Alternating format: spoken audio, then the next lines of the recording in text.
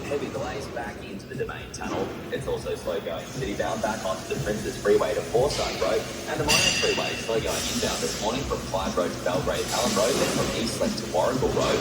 Right now you should have travel time on the Monash Freeway inbound from Eastlake to Adelaide Road.